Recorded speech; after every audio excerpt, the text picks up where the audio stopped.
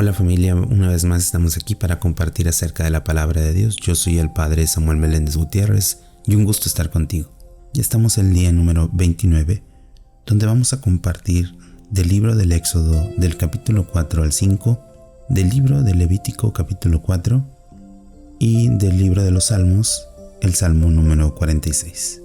Preparemos nuestra Sagrada Escritura para escuchar la palabra de Dios o simplemente escucharla y seguirla.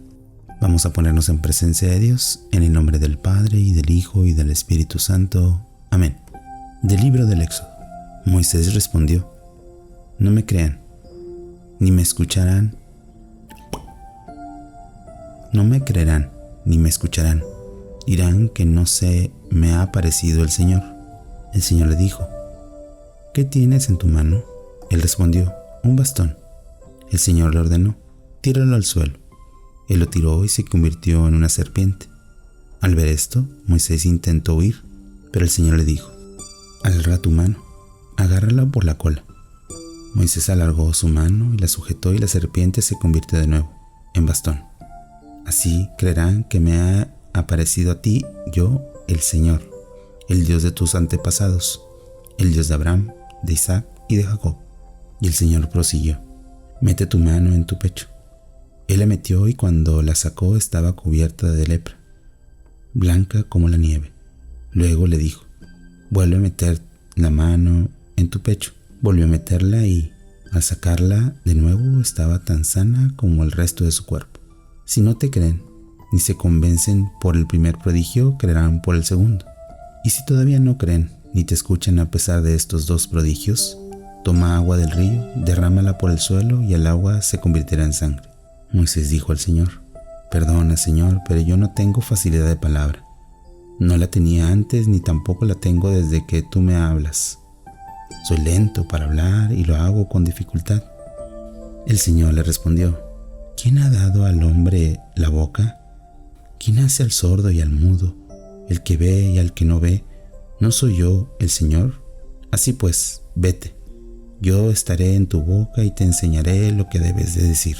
Moisés insistió: te lo suplico, Señor, envía a cualquier otro. El Señor se enojó con Moisés y le dijo: ¿es que no tienes a tu hermano Aarón, el levita? Yo sé que él tiene la facilidad de palabra. Saldrá a tu encuentro y al verte se alegrará. Tú le dirás lo que debe de decir. Yo estaré en tu boca y en la suya, y les indicaré lo que tienen que hacer. Aarón hablará por ti al pueblo. Él será tu portavoz y tú serás para él como un Dios. Lleva este bastón en la mano, porque con él realizarás los prodigios. Moisés regresó a casa de su suegro Jetro y le dijo: deja que me vaya y regrese con mis hermanos que están en Egipto para ver si todavía están vivos. Jetro le contestó: vete en paz. El Señor había dicho a Moisés en Madián: anda, regresa a Egipto, porque han muerto todos los que intentaban matarte. Moisés tomó a su mujer y a sus hijos, los montó en un burro y se dirigió a Egipto, llevando en su mano el bastón de Dios. El Señor le dijo: mientras regresas a Egipto, recuerda los prodigios que te he concedido realizar ante el faraón. Yo haré que se muestre intransigente y que no deje salir al pueblo. Tú dirás al faraón: así dice el Señor, Israel es mi hijo, mi primogénito. Te ordeno que dejes salir a mi hijo para que me dé culto. Si te niegas, yo mataré a tu hijo primogénito. Y mientras iba de camino, cuando Moisés se disponía a pasar la noche, el Señor lo atacó, poniéndolo en peligro de muerte. Entonces Séfora, tomando un cuchillo de piedra afilado, cortó el prepucio de su hijo y lo colocó en la parte íntima de Moisés, diciendo: eres mi esposo de sangre. Entonces el Señor la dejó. Ella le llamó esposo de sangre debido a la circuncisión. El Señor dijo a Aarón: ve al encuentro de Moisés en el desierto. Partió Aarón, y cuando se encontró con Moisés en la montaña de Dios, lo abrazó. Moisés contó a Aarón todo lo que había referente a la misión que el Señor le había confiado y todos los prodigios que le había mandado hacer. Moisés y Aarón reunieron a todos los ancianos de los israelitas, y Aarón le contó todo cuanto el Señor había dicho a Moisés, y estaba realizados los signos ante el pueblo. El pueblo creyó y, al comprender que el Señor se preocupaba por los israelitas que se había fijado en su opresión, se postraron y lo adoraron. Capítulo 5. Después de esto se presentaron Moisés y Aarón al faraón y le dijeron: Así dice el Señor, Dios de Israel, deja partir a mi pueblo para que celebre en el desierto una fiesta en mi honor. Pero el faraón dijo: ¿Quién es el Señor que yo lo obedezca y dejar salir a Israel? Ni reconozco al Señor ni dejaré salir a Israel. Ellos contestaron: El Dios de los hebreos se me ha manifestado. Permítenos hacer una peregrinación de 3 días por el desierto para ofrecer sacrificios al Señor, nuestro Dios. De lo contrario, nos castigará con enfermedades o guerras. Pero el rey de Egipto les dijo: Ustedes están apartando al pueblo de su trabajo. Vayan a sus obligaciones. Y añadió: Ahora que el pueblo es numeroso, ¿quieren que interrumpa sus trabajos? Aquel mismo día el faraón dio esta orden a los capataces y a los encargados: No vuelven a dejarles paja para fabricar los ladrillos como hasta ahora. Que vayan ellos mismos a buscarla y exíjanles la misma cantidad de ladrillos que antes, sin perdonarles ni uno, porque son unos holgazanes. Por eso andan gritando: Queremos ir a ofrecer sacrificio a nuestro Dios.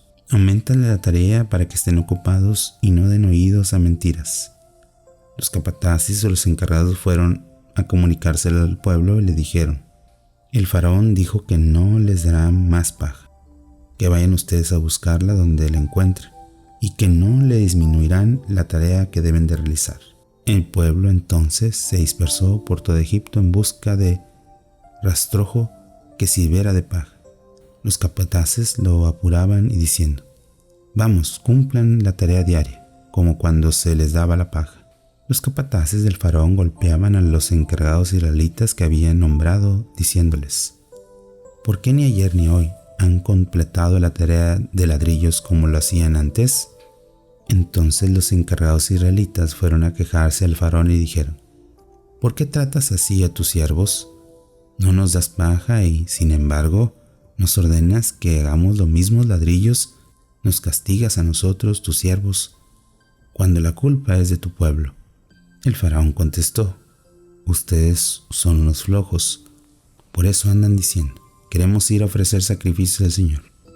Váyanse a trabajar, no se les dará paja y tendrán que hacer la misma cantidad de ladrillos. Cuando les comunicaron que no se rebajaría la cantidad diaria de ladrillos, los encargados israelitas se dieron cuenta de la gravedad de la situación.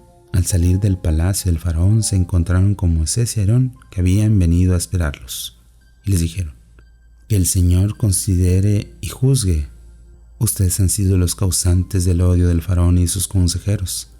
Han puesto una espada en sus manos para que nos maten. Entonces Moisés se dirigió al Señor y le dijo: Señor, ¿por qué maltratas a este pueblo? ¿Por qué me has enviado? Desde que fui al faraón para hablarle en tu nombre, tratan peor a este pueblo. Tú no haces nada para librarlo. Palabra de Dios. Te alabamos, Señor.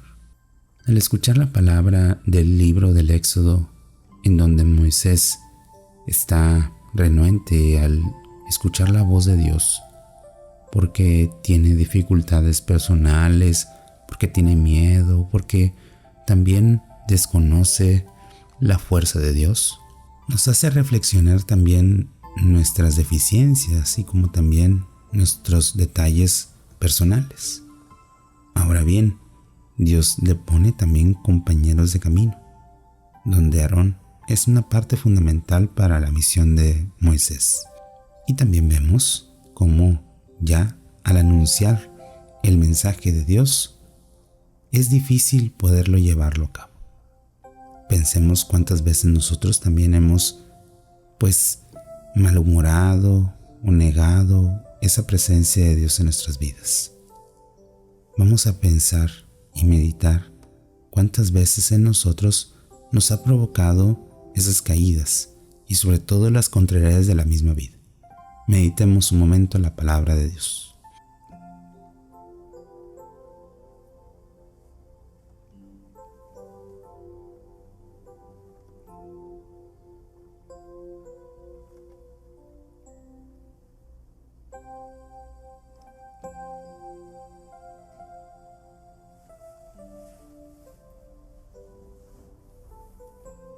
Al haber meditado la palabra de Dios del libro del Éxodo, ahora pasaremos a leer del libro de Levítico, capítulo 4.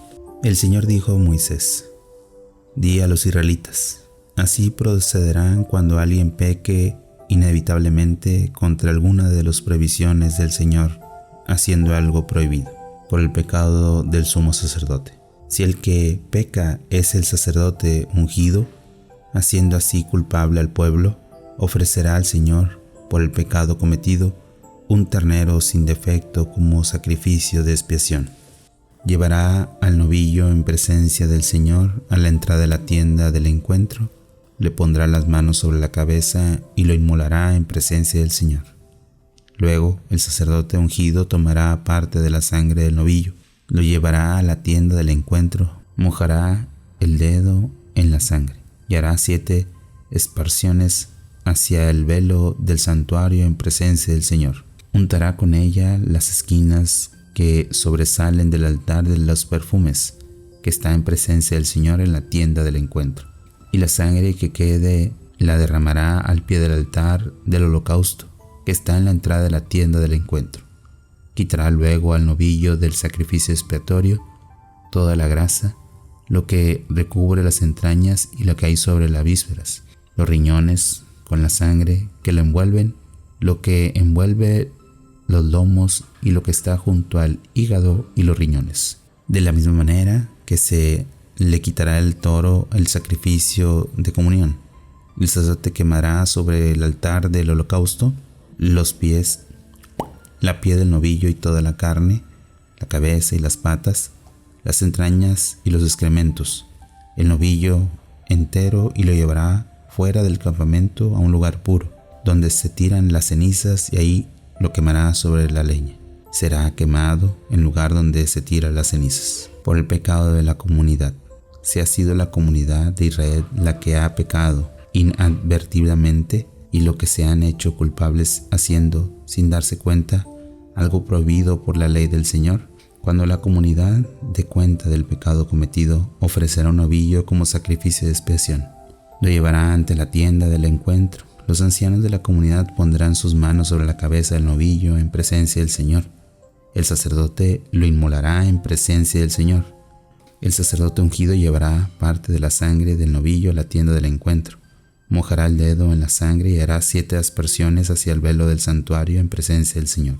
Untará con ella las esquinas que sobresalen del altar, que está en presencia del Señor en la tienda del encuentro, y la sangre que queda la derramará sobre el pie del altar del holocausto.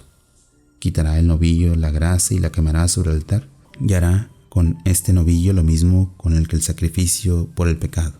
El sacerdote hará así la expiación por ellos y quedarán perdonados. Llevará luego el novillo fuera del campamento y quemará como hizo con el anterior. Es el sacrificio de expiación por la asamblea. Pecado de un jefe. Si es un jefe el que ha pecado, el que ha hecho culpable por transgredir inadvertidamente alguna de las prohibiciones del Señor, su Dios, cuando se haga caer en la cuenta del pecado cometido, presentará una ofrenda, un macho cabrío sin defecto. Pondrá su mano sobre la cabeza del macho cabrío y le degollará en lugar del holocausto en presencia del Señor. Es un sacrificio de expiación. El sacerdote mojará su dedo en la sangre de la víctima, untará en ella las esquinas que sobresalen del altar del holocausto y derramará los sobrantes al pie de este altar. Luego quemará toda la grasa sobre el altar, como se hace en las grasas del sacrificio de comunión. El sacerdote hará así la expiación por el pecado del jefe, y éste quedará perdonado por el pecado de un particular. Si un hombre del pueblo, el que ha pecado inadvertidamente y el que se ha hecho culpable por transgredir alguna de las prohibiciones del Señor, cuando se haga caer en la cuenta de ello, presentará como ofrenda por su pecado una cabra sin defecto. Pondrá su mano sobre la cabeza de la víctima y la degollará en el lugar del holocausto. El sacerdote mojará su dedo en la sangre, untará con ella las esquinas que sobresalen del altar de los holocaustos y derramará los sobrantes al pie de este altar. Le quitará la grasa como el sacrificio de comunión, y el sacerdote la quemará sobre el altar como aroma agradable al Señor. El sacerdote hará así la expiación por él y quedarán perdonados. Si se ofrece un cordero como sacrificio de expiación, presentará una hembra sin defecto. Pondrá su mano sobre la cabeza de la víctima y degollará como expiación en lugar de los holocaustos. El sacerdote mojará su dedo en la sangre del sacrificio de expiación. Untará con ella las esquinas que sobresalen del altar de los holocaustos y derramará los sobrantes al pie de este altar. Le quitará la grasa que se le quita al cordero del sacrificio de expiación y la quemará en el altar sobre otras víctimas ofrecidas al Señor. El sacerdote hará así la expiación por su pecado y quedará perdonado. Palabra de Dios. Te alabamos, Señor. Al escuchar el libro de Levítico de cómo se ofrecen las ofrendas para el perdón, especialmente podemos tomar en cuenta cómo es que aquellas obras y aquellas acciones son para expiar, para perdonar, para asimilar y sobre todo para ofrecerle a Dios. Preguntémonos ahora cómo es que nosotros hacemos nuestras obras de sacrificio, de comunión, pero sobre todo del pecado que hemos cometido. Puede ser que a lo mejor nosotros nos quedemos solamente al par de ciertas acciones, pero nunca buscamos perdonar realmente nuestros pecados, solamente tranquilizar nuestra conciencia. Pero ¿qué podemos cambiar? ¿Qué podemos disponer? ¿Qué podemos realizar para que nuestras obras queden expiadas, especialmente los pecados de nuestras almas? Hoy te invito a que te preguntes, cuando voy a la confesión, a la reconciliación, ¿realmente expío mis pecados demostrándolos o diciéndolos o confesándolos? Cuando voy a la Eucaristía, ¿qué tanto llevo esa sangre derramada de Cristo por mí para expiar mi pecado? Meditemos un momento en la palabra de Dios.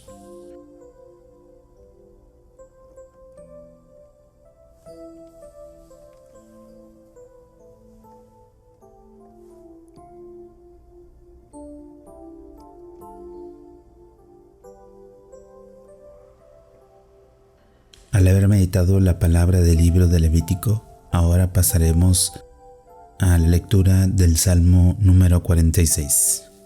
El maestro de coro, de los hijos de Core, con la melodía de las vírgenes canto.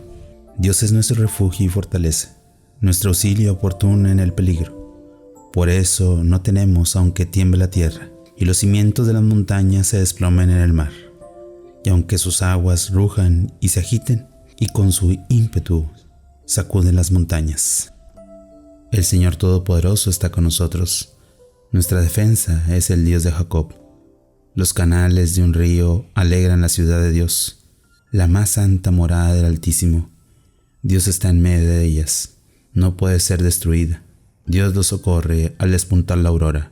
Rugen las naciones, se subleman los reinos, levanta Él su voz, y la tierra se derrite. El Señor Todopoderoso está con nosotros. Nuestra defensa es el Dios de Jacob.